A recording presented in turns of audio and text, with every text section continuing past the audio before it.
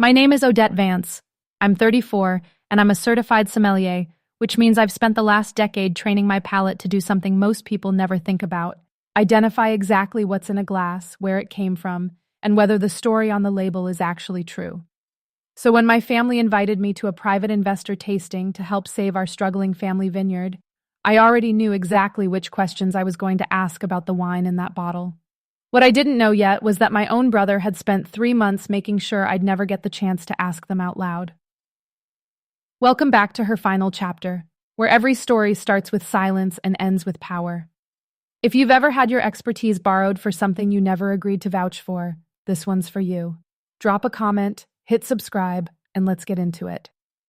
I grew up on Ash Grove Estate, a 40-acre vineyard in the foothills of Virginia's Blue Ridge my great-grandfather planted in 1958.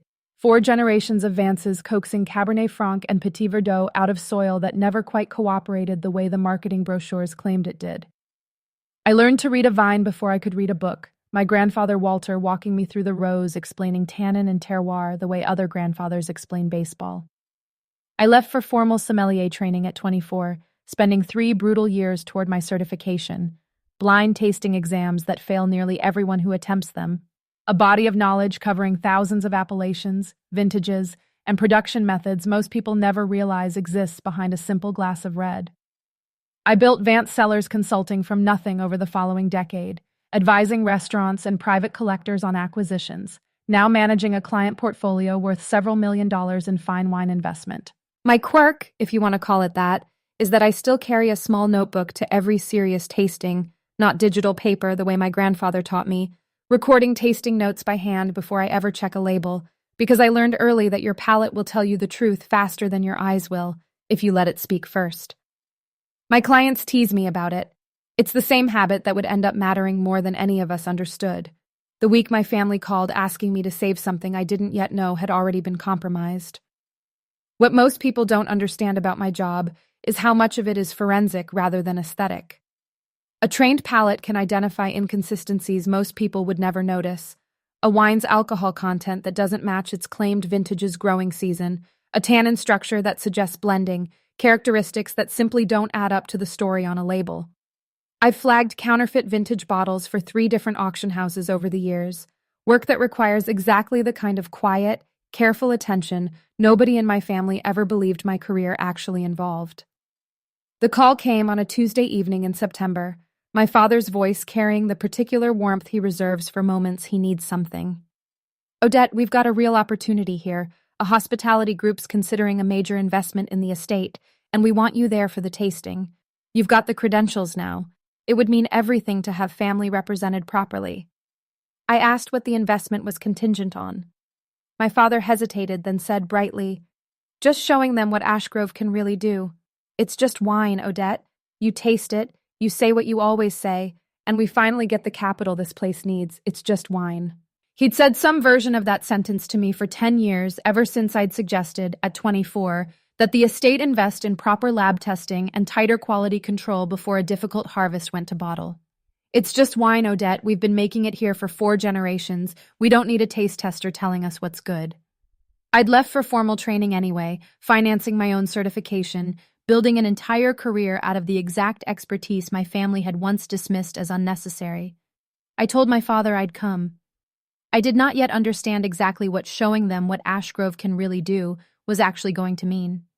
To understand why that phone call landed the way it did, you have to go back 10 years, to the harvest that nearly ended the estate.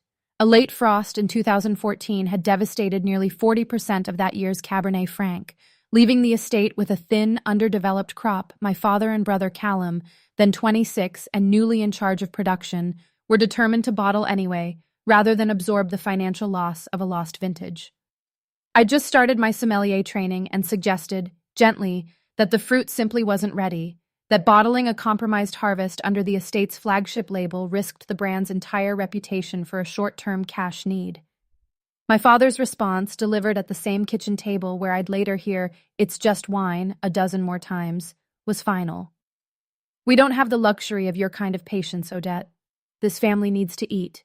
You'll understand that once you're not living off a student stipend." Callum, defensive of his new role, added something sharper. You've tasted maybe 200 wines in your whole life at this point. I've grown up in these rows. Don't lecture me about fruit you've never farmed.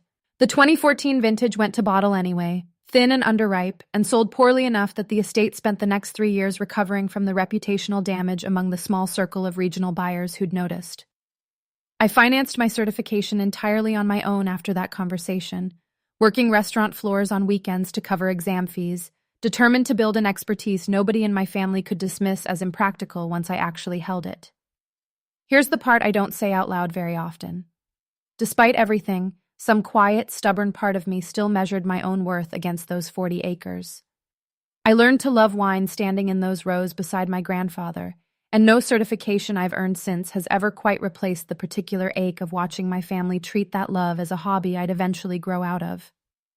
When my father called about the investor tasting, some old familiar hope flared before the wariness did. The hope that this, finally, might be the moment my expertise counted as real to the people who'd spent a decade calling it just wine. My business partner, Renata, has watched a decade of this exact pattern from close range, and she didn't hold back when I told her about the tasting. Odette, your family has never once asked for your actual professional opinion. They're asking for your credentials to stand next to their wine. Those are very different invitations, and you know it. I told her she was right, and I went anyway, because some frightened, hopeful part of me still believed that if I showed up prepared, thorough, genuinely useful, it might finally be the thing that made my expertise count in that family the way it counted everywhere else. I arrived at Ashgrove 3 days before the tasting, expecting a modest gathering of investment representatives touring the property. What I found, walking the barrel room that first afternoon, was a full event build already underway, a rented tent, a hired events staff, and a guest list, when I finally saw it pinned to the office corkboard, that included not just the hospitality group's investment team, but 2 regional wine journalists and several sommelier colleagues from restaurants across the state. Invited, the note read, to help validate the estate's flagship reputation. The physical contrasts hit before anyone said a word. The barrel room itself, when I walked it alone that first evening, showed exactly the strain a decade of thin margins puts on working equipment. A cracked stainless steel tank patched with tape, 2 barrels visibly past their useful life, still in rotation. 20 feet away, in the newly renovated tasting room, rented crystal stemware sat gleaming under warm lighting, an elaborate charcuterie spread already staged for a walkthrough that wouldn't happen for 3 more days.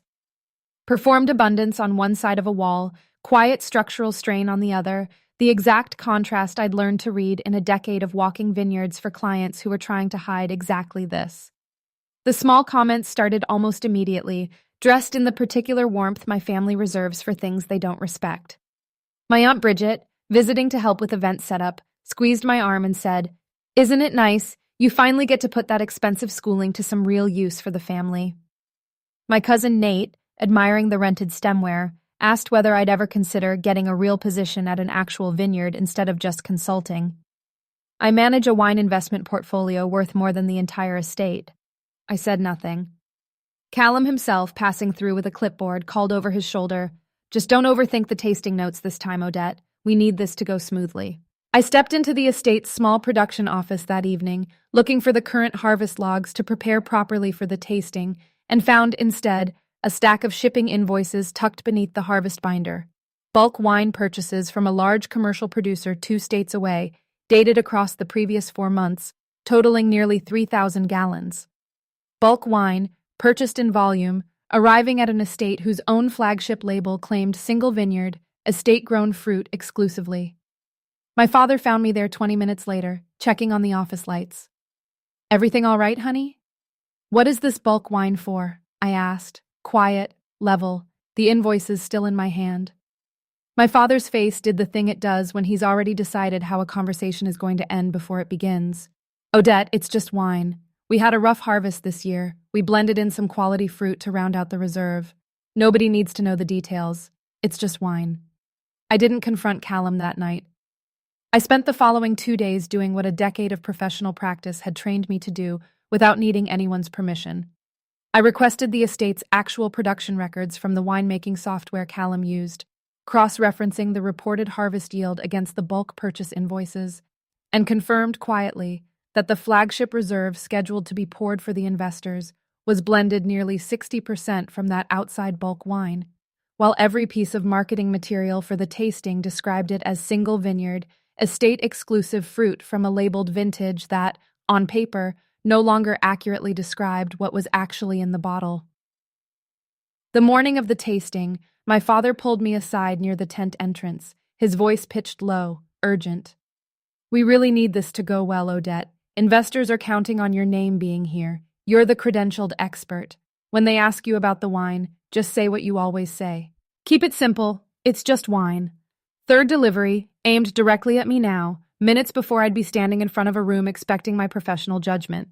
The tasting room filled with roughly 30 guests, the hospitality group's 3-person investment team, 2 wine journalists I recognized from regional publications, and 4 sommelier colleagues from restaurants across the state, all gathered around the rented crystal, my father at the front of the room delivering an introduction that named me specifically as Ashgrove's family sommelier, here to walk you through what makes this reserve exceptional. The lead investor, a composed woman named Vanessa Calloway, turned to me directly once the first pour reached her glass.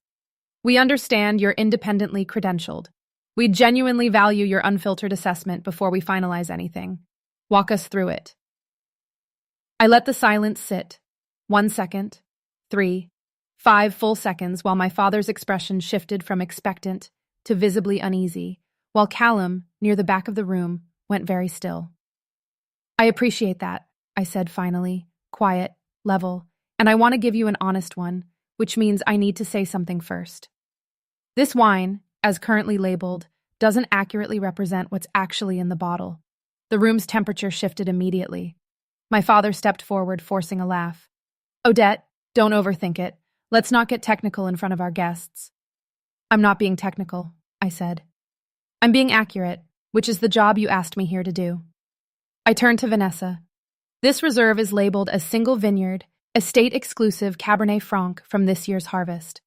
Based on the estate's own production records, which I reviewed 2 days ago, approximately 60% of this wine is bulk-sourced fruit from an out-of-state producer purchased over the last 4 months to compensate for a shortfall in this year's actual harvest."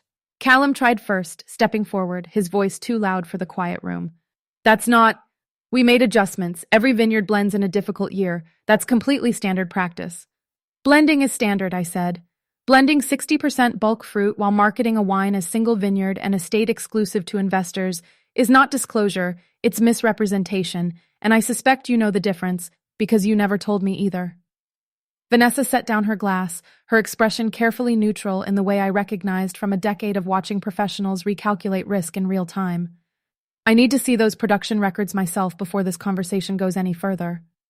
My father tried a second time, softer now, reaching for damage control. "Vanessa, please, this is a family matter. Let's discuss the business fundamentals separately from..."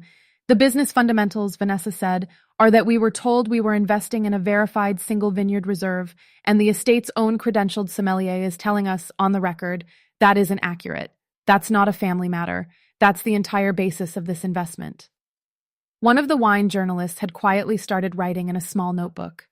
Callum's third attempt landed worse than the first 2, a stammered explanation about market conditions and industry standard flexibility that trailed off entirely once Vanessa asked, directly, whether the estate had disclosed the bulk purchases in any of the financial documents submitted for due diligence. Callum did not answer. The silence that followed answered for him. My father turned to me, his voice dropping into something closer to pleading than command. "Odette, you're going to destroy everything we've built here." "I don't owe this estate my credentials," I said. "I never did. You asked me here to vouch for a wine you never let me actually taste ahead of time. I'm not going to lie to protect a deal I wasn't told the truth about either." Vanessa's team withdrew from the investment discussion within the week, citing, in a brief written statement to my father, concerns about the transparency of the estate's production practices. I want to be honest that I didn't feel triumphant watching that unfold. What I felt, mostly, was tired and a little grieved, watching a room full of people I'd hoped, for one afternoon, might finally see my expertise as something more than decoration for a family story. The consequences beyond the collapsed deal were real and immediate. 2 of the regional restaurants that had carried Ashgrove's flagship reserve on their wine lists quietly pulled it once word moved through the small, tightly connected regional wine community. the same way news always moves in an industry built on trust and reputation. Callum, facing the estate's now precarious finances without the investment he'd counted on, spent a difficult month exploring smaller, honest paths forward. A reduced volume, properly labeled release using only the estate's actual harvest, priced modestly but truthfully. I did not walk away from the estate entirely, though I understand why some of you might have expected that. What I offered instead, 3 weeks later, was a formal consulting arrangement, my professional oversight on quality control and labeling accuracy going forward, on the explicit condition that no future vintage left that property under a description I hadn't personally verified. My father agreed, quietly, with far less resistance than I expected from the man who'd told me a decade earlier that a taste tester's opinion wasn't needed on his own soil. The quieter thing happened a month later, clearing out an old storage shelf in the estate's original stone cellar, when I found a set of my grandfather Walter's handwritten production journals from the 1970s, meticulous notes on yield, weather, and fruit quality, with one passage underlined twice in his own hand. A vineyard that lies about what's in the bottle has already decided the land doesn't matter as much as the money. I built this place so that would never be true here. My father, when I showed him the passage, didn't say much. He just sat with it a long time, the way you sit with something you'd forgotten you already knew. What I learned, standing in a tasting room where my own family tried to borrow my credentials for a story that wasn't true, is that expertise dismissed as just a hobby for a decade doesn't disappear. It waits, quietly, for the exact moment someone tries to use it without ever actually valuing it.